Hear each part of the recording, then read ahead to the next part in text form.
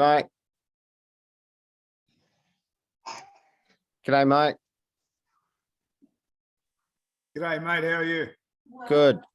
Now I'll run around and make everybody a co-host in case you guys want to share screen at a point. Okay. So I'm just going to go to the Miro board. For this master, it's basically a new format that we're going to use. Updates, an external presenter, and then troubleshooting. And a lot of the reporting back that we were doing last time was a bit naff and not really working. So we've changed the template. So looking at today, what you see here is the onboardings. So actually I was waiting for Kim because these I don't think are Rob's, and he's put his name in there for Rick Humphreys. I think all these are actually Kim's onboardings. And then the marketing activities that you've done, and just like the activity and the date and what was the billing arrangement. And then any additional client work that you've done and any notes that you want. So if every week or every fortnight when we do these musters, or at least by the following day, by that sort of close of business, we'll be able to take the completed digital twins that you've done in that fortnight, and then we'll be able to run invoices for depending on whether it was a $325 or a $225 onboarding. We'll be able to issue on your behalf invoices for those amounts for those jobs that you've done. As you know, the earning for yourself from creating a farm plan or consultancy is directly between you and the client. So we don't have visibility over that, but obviously, you know, interested and want to support that. We don't take a cut on that. But we do want you to, you know, get to the point where they've got a farm plan, right?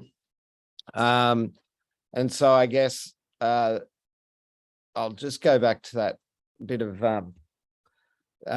reporting. So this onboarding is just about that work. In terms of marketing, there is some marketing work that you'll do voluntarily, and some that you might be able to be paid for. So Rob Griffith isn't here at the moment, but he's just secured or submitted for the Kyogle Landcare, like a quote for $1,800 to do a presentation on basically non-agricultural landholders and how they can enter into environmental markets. But he's actually going to get paid for that activity. And then sometimes we might ask you to represent us and we'll pay you. So if there's marketing activities that we need a billing arrangement on, put them in. And then any client work. So Kim's done some work for the Rhymers, a 3-hour assessment. She did a 1-hour assessment for Donna Gabbett. And so I don't know what she hasn't put the billing amount in there, but that's between yourself and the client, essentially. We're just wanting to know that clients are getting served. So if every week, every fortnight, on the musters, if you could fill in the pre-work. So the next one will be this one dated the 19th of the 10th, and just put in your name and which ones you've done and what you need to be paid for. And we'll continually use this to generate the invoices from our side. If you need to generate an invoice for us outside of the Part A's for work we do for marketing or something, just let me know. Send it to us and we'll get it paid. Any questions so far? And I'll just stop sharing and we can all say good day. Danny and Kim are here now as well. I'm going to make everybody a co-host. There's a few people, I think it'd be interesting to kind of introduce. Oh, Sam's just getting up. But Sam, I was going to introduce you as our first Tasmanian landscape agronomist and get Sam to introduce himself. He's also got a significant background, as you'll hear, around carbon project development. Sam, are you able to introduce? Yeah, I'm just I'm babysitting a slightly unwell toddler as well, so I'm just cutting the head off some strawberries for him as we go. Sorry. There you go, mate. Yeah, so thanks, Andrew. I'm pleased to be coming on board and meeting all you guys. I suppose my career mostly has been in agribusiness, starting in the retail network, moving through R&D and marketing and various business development projects and national trading accounts, that kind of thing, mainly in agri inputs, especially in biofertilizers in the last 6 or so years. Particularly in the last 12 months, worked with a company called Precision Agriculture, who are a variable rate fertilizer sort of end-to-end service provider. They'll take the soil samples and make the shape files and do the whole thing.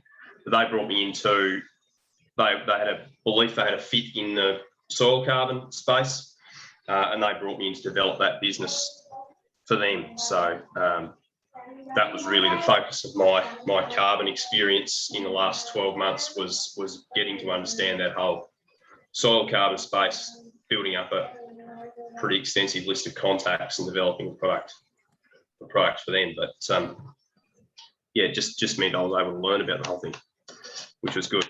But I suppose what I found interesting and in particular was that me as conducting a market research project for an ag company was pretty unusual. Mostly it was the other way around. People were coming into carbon from environmental science and government and various fields. Not that this is a criticism, it's just an observation. And for me, I found that I was pretty unusual coming from agribusiness, especially commercial agribusiness, into carbon. So sort of the opposite way to a lot of people coming from carbon into ag. I've been trying to get a job in carbon and carbon accounting since I was at uni 10, 12 years ago. But it was really only in this last 18 months where someone who was looking for ag experience was prepared to put up a salary for someone to learn about and work in carbon. So that's this kind of change that's sort of interesting for everyone, I think.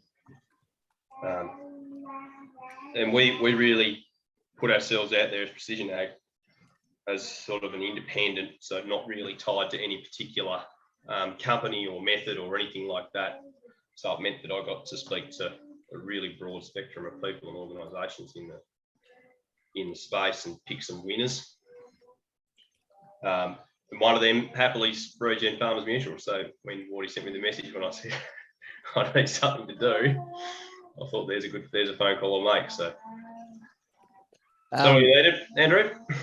Mate, and then some. Awesome, Sam. I think everybody here would be willing and able to pick your brains on soil carbon thoughts and projects and ideas. Maybe a quick whip around because out of courtesy, I know you've just met Ray, but the other names and faces. Ray, why don't you kick off and then we'll go around past the conch and do quick introductions, and then we'll head back into the agenda. You're on mute, mate. Sorry. Yeah, I'm Ray Lord. I'm up here at just about 3.5 hours drive west of Brisbane, on the Trap Rock country, on the edge of Darling Downs, and part of the New England Granite Belt as well. Yeah, so I'm part-time manager property here, and I also do a bit of consulting and also doing some work with as a landscape agronomist with Regen Farmers Mutual. Over to you guys. Mike, do you want to pick up the conch? Yeah, hi everyone. Mike McCosco. I'm one of the founders of a charity called Carbonate, and we are transition into regenerative ag. So part of that is to help farmers find the pathways towards being rewarded for coming into regenerative ag. So we've done a lot of work in food branding and certification platform, and we've also worked for probably 2 years now in helping develop the idea with the mutual, so that we can help farmers actually get paid for their environmental goods and services, their ecological stewardship. So there's a few of us. I'm actually a full-time farmer as well as being engaged with Carbonate. So I don't get so much time actually out with farmers, but a lot of time with the team and helping train those people that are engaging, and yeah, so here to stay on top of things. And an amazing agronomist in your own right, Mike, you know, for the last 20 years. Danny? Thanks, Fordy. Thanks, Wardy. I'll take myself off mute. Apologies if you can hear some awful 90s pop music in the background, but I'm currently at a reception centre at a conference. So, I think Britney Spears is going at the moment. Thanks, Wardy. So, hi, everybody. I'm Danny. I've met most of you, and I've spoken to Sam just yesterday. So, yeah, I've been part of this process now for a long time, nearly a couple of years. The last Lance Market conference actually in Albury, so is where it all started. And I've been working in different opportunities with Regen Farmers Mutual since then. So that started while I was leading Loddon Plains Landcare Network in Central Victoria. And I've now kind of jumped and yeah, have kind of committed to the cause. As far as experience go, yeah, I've come out of the land care sector, but I've also got training in natural sequence farming, holistic management, systems thinking, and have had an extended career in kind of as a technician in lighting engineering, and also in the have a significant arts background. So I kind of bring a whole lot of that into here, and over the last 2 years, I've kind of started to develop some of these systems that can kind of move into the carbon space and designing carbon-based projects, which has been pretty cool and has been pretty effective, I think. So yeah, it's an exciting time. I think I went off scope there. Sorry, Wardy. No, man, it's fine. Whatever you want to say. It's introducing yourselves. And Kim? Hi, everyone. I've met everybody here except for Sam, I think. So welcome, Sam. As you can see from my background, I'm also a Carbonate team member. I work closely with Mike and Helen and the rest of the Farmham team in working towards regenerative agriculture with farmers. I have a passion for biodiversity and threatened species. And I'm currently the lead agronomist on the Trap Rock project here on the Granite Belt and the Trap Rock.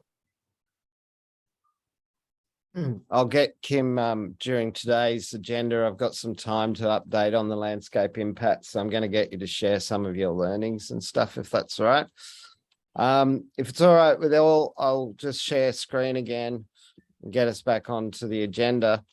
So we promised that the agenda would be, you know, RFM updates, an external presenter, and then troubleshooting. And from the last one, I guess the big updates are we're in the process of updating the landscape agronomy portal. Soon it will be known as, oh, I guess, hang on. Save might not have changed, but we're about to do a bit of a brand overhaul, with Regen Farmers Mutual being the key brand, of course. We do have Regen Digital. The landscape agronomist title, we're thinking of just shortening to Regen Advisor. This is all about just making it a bit easier for people to understand and articulate. So the Regen Farmers Mutual Recognised Landscape Agronomist is a long word, long phrase, doesn't mean a lot to a lot of people. And so we'll just revise it down to a recognised Regen Advisor.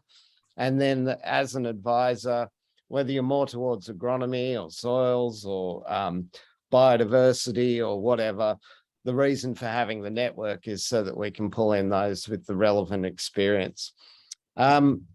In line with those sort of conventions and changes of language, we'll be updating the portal, which was on screen, to, replace landscape agronomist with Regen Advisor, go and recruit again as Regen Advisors.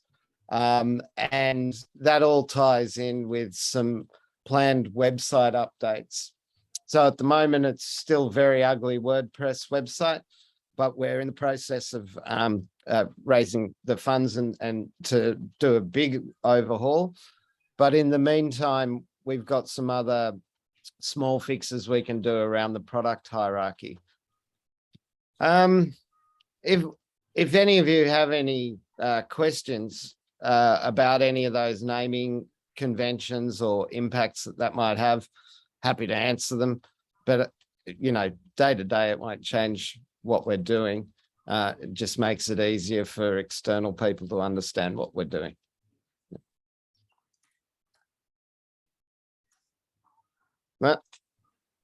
Cool. All right. We're going to rip through this. So we could have had FarmLab here again to talk about their integration, but I think you've all seen the video now and know how to integrate your account with FarmLab and create a new farm to upload their cadastrals. By show of hands, who's seen that? Who hasn't seen that? Would anyone like to see that? Is probably a better question. You do want to see it? Okay. Oh, well, I've got Downess after this, so I may as well do it.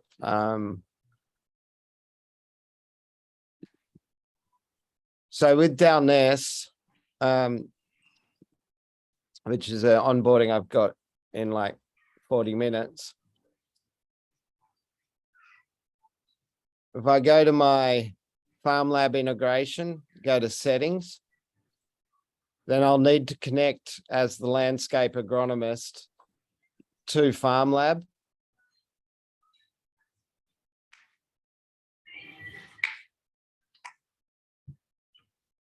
You'll all have your own, like MyCat, Regen Farmers Mutual has been invited to my FarmLab account. I think even Sam, we might have set this up for you the other day. If we haven't, we certainly need to. But once I it's need to set up, sorry, Wardy, John and Adam haven't got theirs yet either. oh, okay.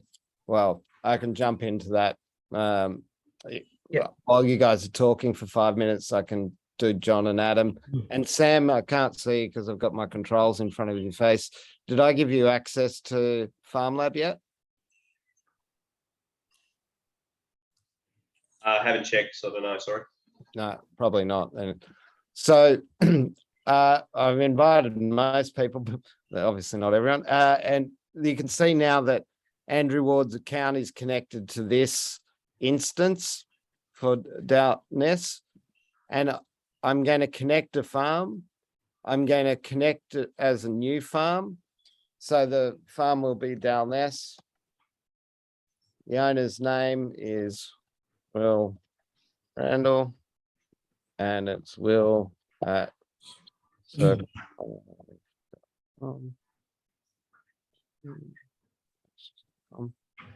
And submit.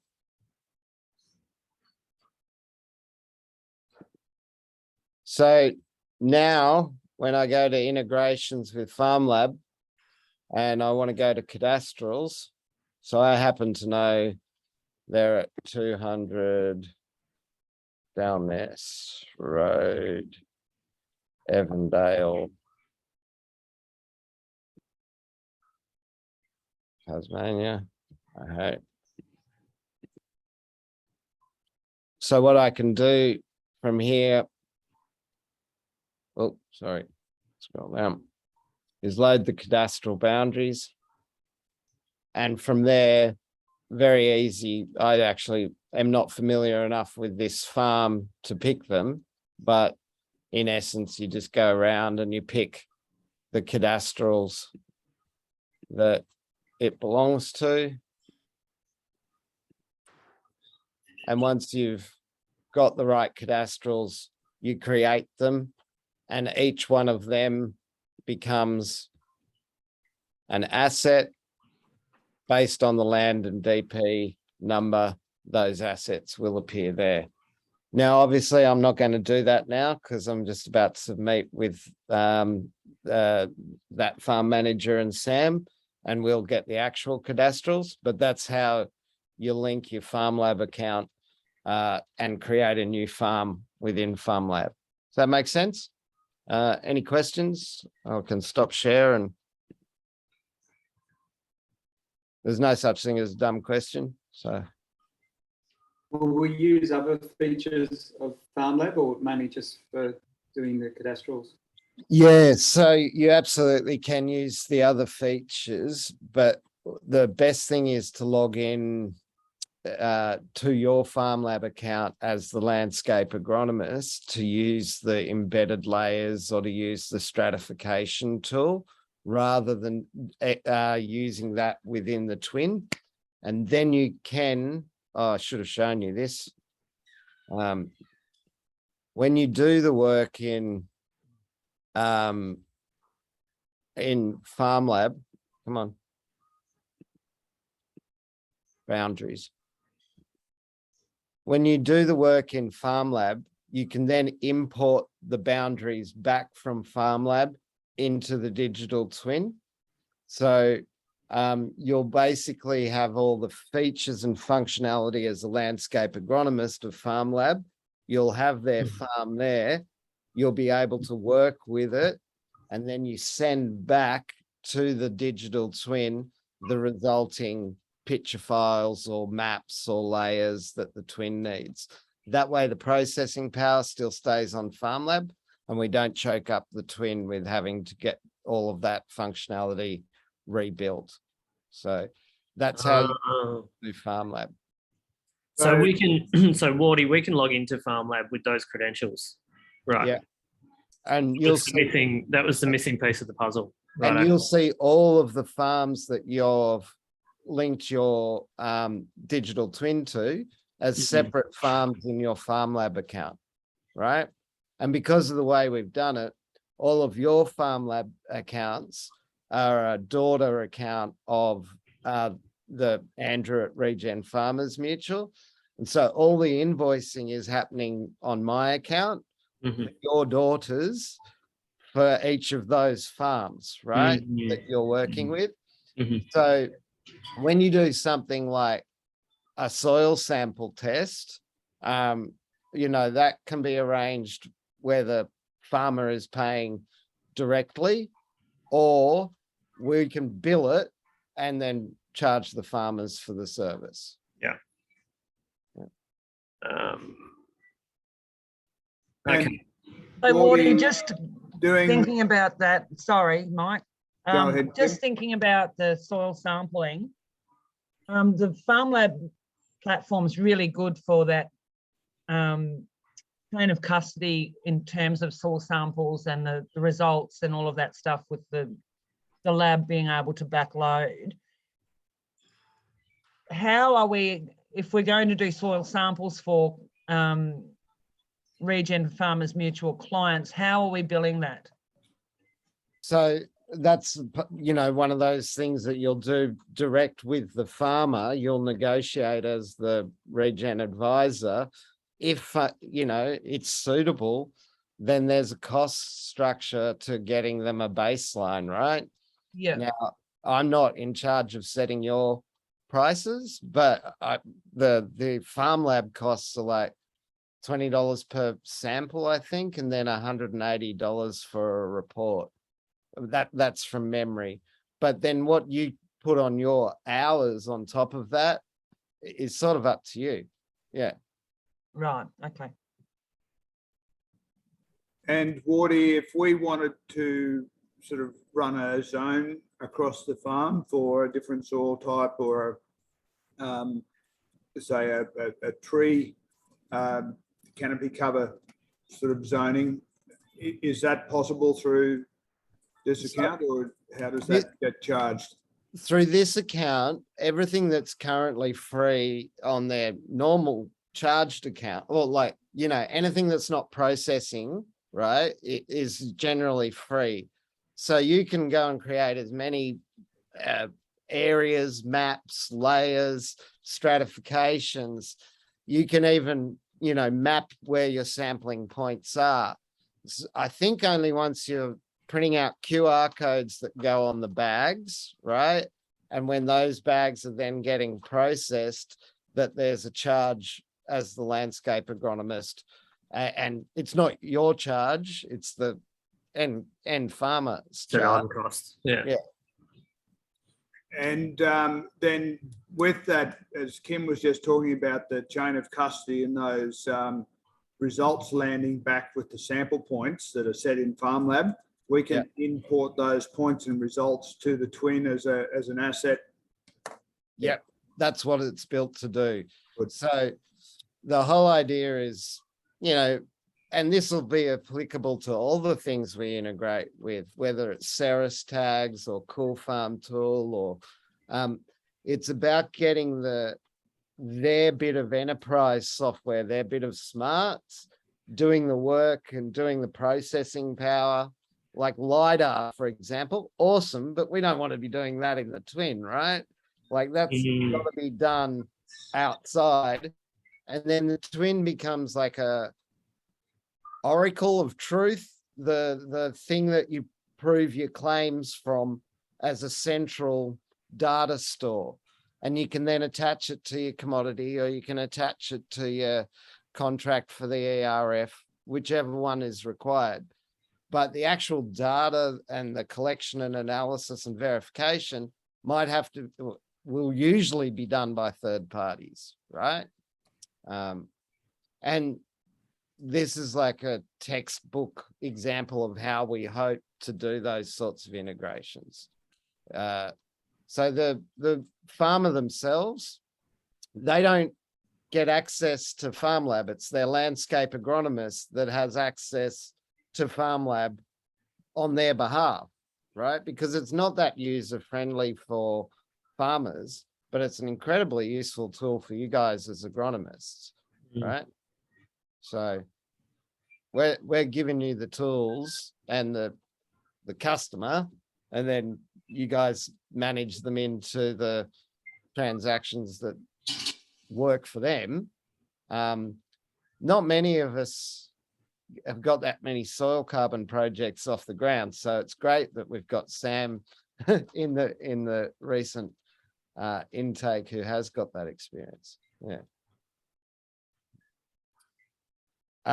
Any other Mike, but did that answer your question, or did I just answer a different one?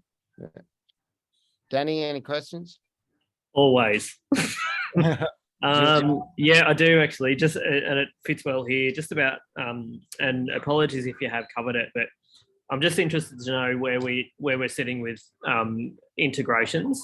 So namely LookBee and Flint Pro, if we're gonna, or access to Flint Pro. Yep.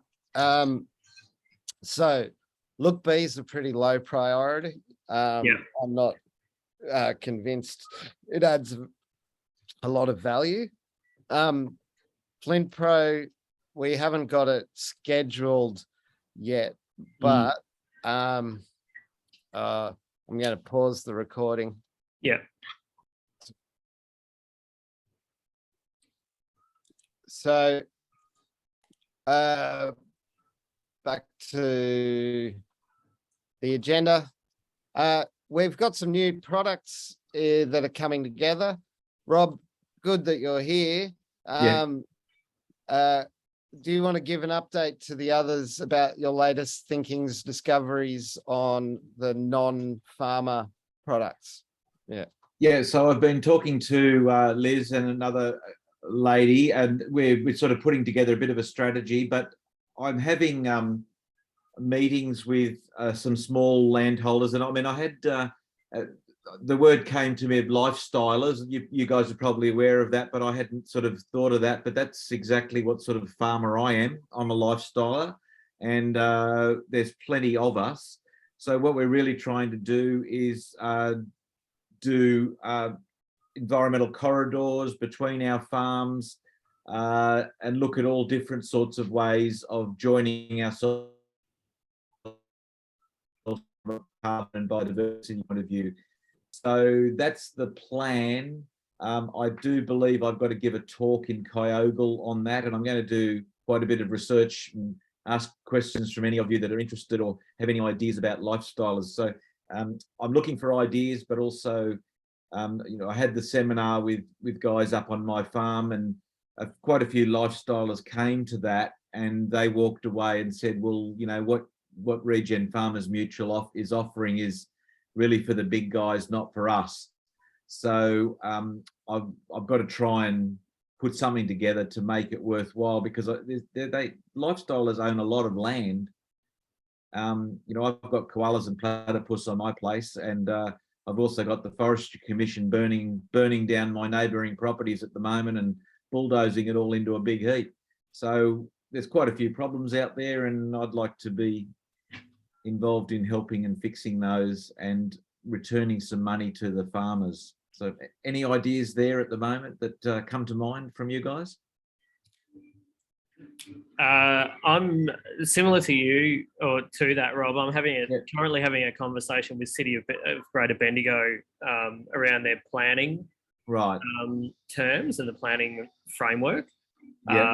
And the discussion is starting to kind of amount to something around this, lifestyle farming, and being able to plan or create a farm plan around biodiversity actions that will be undertaken in return for being able to kind of develop on the land. So essentially put a house on the land, and locking that into a long-term plan and actually putting it on title. So what it does is it's not about saying I'm going to move into a carbon-based program or an ERF project. Yes. And I'm not going to covenant it, but these are the actions that are going to be put in place on. Usually it's kind of land that is either lifestyle based or pretty rubbish agriculture land that has been split up and is pretty low value. But in terms of an agricultural model or a farming model that has, with prices skyrocketing, no one's going to pay $500,000 for 27 hectares of marginal ground. So that's certainly a conversation that's starting to happen. And within that, there are conversations around what sort of product might be able to do that, like do that planning. And the digital twin is becoming more prominent within that.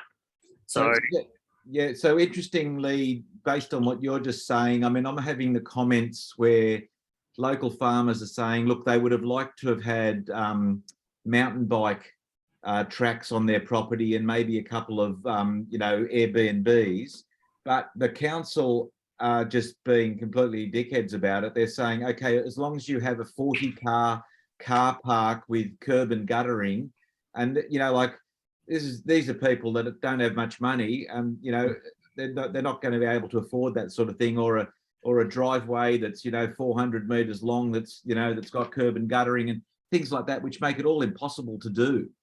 So Bendigo's the planning side of things would be very good to be able to show them the benefits that you could provide for these farmers for biodiversity. That's a very good point. Thank you for that. Yeah. As far as products go, as well, I've kind of there has been a Wardy. I don't know if you've shared it with anybody or if it's got legs or not, but those kind of 3 products that I've started to develop for Victoria around whether it's just the whole of farm plan, the plan plus, or the biodiversity. I mean the carbon finder, or the carbon and biodiversity finder. Yours is good.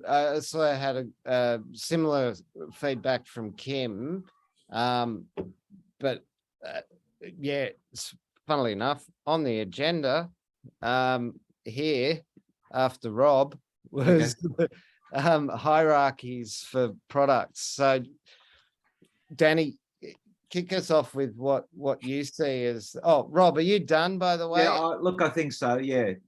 At the I moment. had to run off. I had the keys to the car, and my kids needed picking up. So. Sorry, I just had before we move on, can Yeah. I just add something to what Rob's been saying? Yes.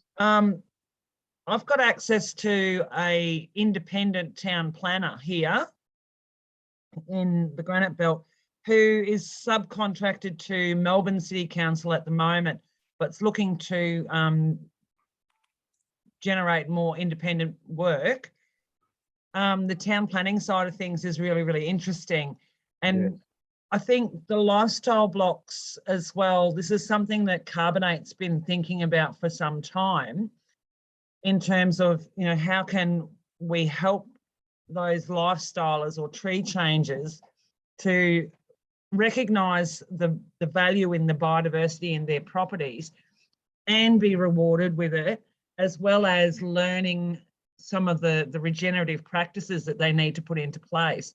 So it's something I've been working with my private clients here on the Granite Belt around building those sorts of projects. So I'd be really keen to get together with you and Danny potentially, and anybody else who's interested, to sort of massage this out a little bit more, because I can see there's a really big need for it, especially on the Granite Belt and over towards the coast where you are, Rob. It's just all the lots are quite small and they aren't big enough to do a carbon project, but there is so much value in the biodiversity and the potential to build corridors or unique areas that can then be utilised for ecotourism and other things as well. That's Kim, isn't it? Yeah. Yeah. Okay. Yeah. Great. I'd like to talk to you about that, Kim. Yeah, great. Rob, you're gathering a little harem of expertise around you with Katrina and Liz. Yeah. There's a lot of the work that we did on the sustainable land management agreement that Trust for Nature can now offer. So they used to just have protection covenants for biodiversity, but now in Victoria, using the Trust for Nature covenant for sustainably managed agricultural lands, that's how Paul Detman and Ksenia are able to now run 70% agriculture, 30% conservation on these farms and start to tokenize them through the use of these new agreements. And Rowan and I did the work on that when we were with Ethical Fields at the end of 2020. Is that Australia-wide or is it? No, just Victoria. But what we were hoping to do is get Trust for Nature, the BCT, some of these other super users of, land lifestylers and their landscape restrictions to a co-design event with us. But yeah, I think we had it scheduled and then Queen died and it was scheduled for the King's Ascension or holiday or whatever, and we didn't get it done. So we'll have to put that in the diary. Yeah, okay. Danny. Sorry, Rob. Is that all? All good. Danny, talk us through your product hierarchy, and Kim, I'd like you to talk through the one you shared with me as well. Yeah, sure. I've actually just popped them in the chat as well to have a bit of a look at. But essentially, it's depending on who you speak to. So I've been doing a lot of calls to the Victorian waitlist as well, which is where this has come from. And so within that, there's a number of different people or different land managers you talk to, and all wanting different things or all needing different focuses. But also with the digital twins that I've done, it's quite clear when you get online, if you haven't done if you haven't had a quick discussion, it's pretty clear pretty quickly what they need, and then it's just about massaging that a little bit. But what I've found through that process is 3 kind of entry level products. One of which is just the whole of farm assessment, so the basic on board package that's available on the website. The second one comes from the carbon footprint and opportunity finder basis, which is what Wardy and Rowan put together as an add-on.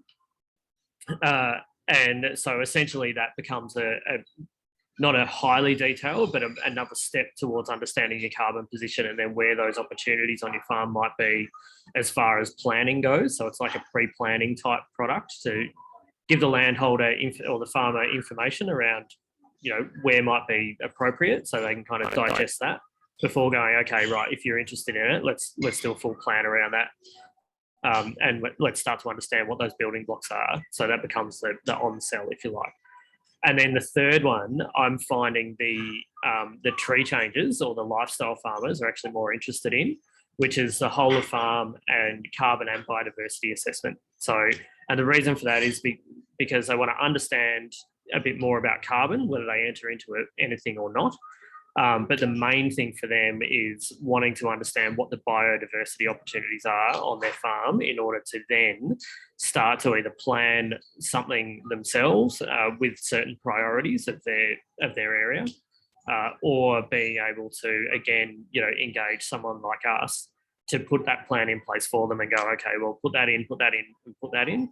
But if you undertake these biodiversity, actions, you can actually be eligible for so many ACCUs under a standing carbon arrangement by doing that. So it brings in that ACCU transaction or that option for them.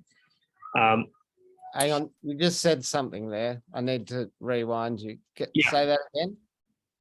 You were saying that if they do these biodiversity activities, they can be rewarded with ACCUs. So if they're creating habitat, they're essentially, if they want to create more habitat for goannas or growling grass frogs, or just want to put more trees in the ground, then there's a carbon output from that as well, because they've got an opportunity to enter into a standing carbon agreement, because that's exactly what they're doing. So it becomes an opportunity for them to create the biodiversity around them that they want to create, so the habitat opportunities around them. But in doing so, they're creating that standing carbon, and therefore there is a project for them that they might want to pursue. So if it was a small farm, then obviously the carbon opportunity might not be economical, but it's still there. And it's still there. And where that comes in is we're finding, if farmers, or if we want to aggregate, so on a higher level, if Regen Farmers Mutual need to aggregate a certain amount of hectares under a series of projects for Telstra, let's say. So Telstra want to invest and go, we need 10,000 hectares. We can then we know that we've got certain clients who are undertaking these actions or thinking about undertaking these actions, and that might generate this many ACCUs on their farm. And we can kind of put all of that together, aggregate that as a community transaction, and then hopefully be able to kind of place that in a bigger project. All right. I do need to just step in for the hygiene of language here. Let's not call them an ACCU, because they wouldn't be. They could be a tokenized carbon credit that we can generate. But at the moment, there's no method in the ERF that talks to biodiversity plantings having a carbon equivalent. There's carbon plantings having a carbon equivalent. But what that's you're exactly what talking it is. about, what you're talking about is accurate. It just won't be an ACCU that's produced. It'll be a gold standard or a Vera or a regen token. It won't be. No, an no, ac- no. Well, it will be, because if you're thinking about that at the beginning, then you can design that planting under the ARF methodology under the revegetation methodology, for instance, Mm. to then create that project. It depends on scale. Clearly, it depends on size, but there's an opportunity there to be able to pursue that. Mm. With each new proponent, don't all the costs start all over again? Sorry, mate. If you're trying to aggregate a bunch of small farms, with each new proponent, don't you have the whole new set of costs each time?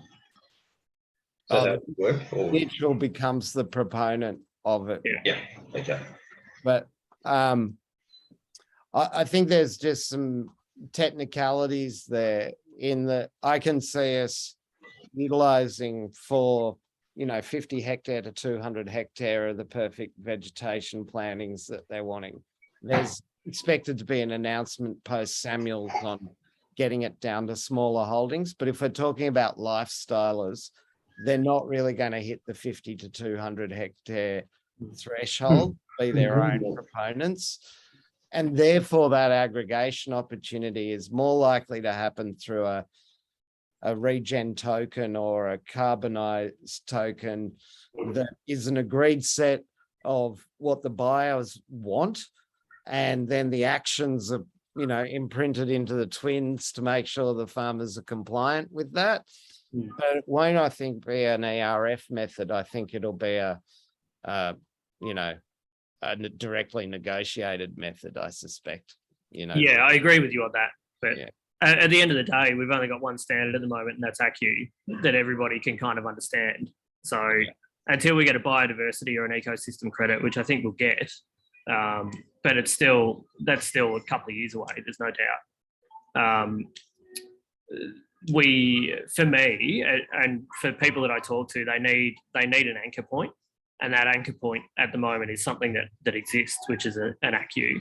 But you're right; it's about being clear and going, well, that's what you're generating. That turns into this amount of carbon, but through this system, it will be a different. There'll be a couple of different.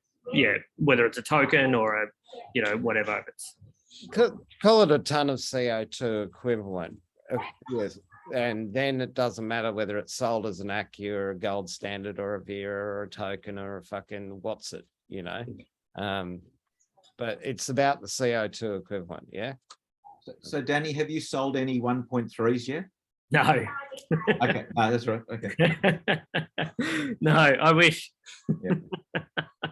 No, I haven't. No, there's a few people thinking about it. Like, there's a few kind of irons in the fire, but Yeah, that's a good idea. yeah.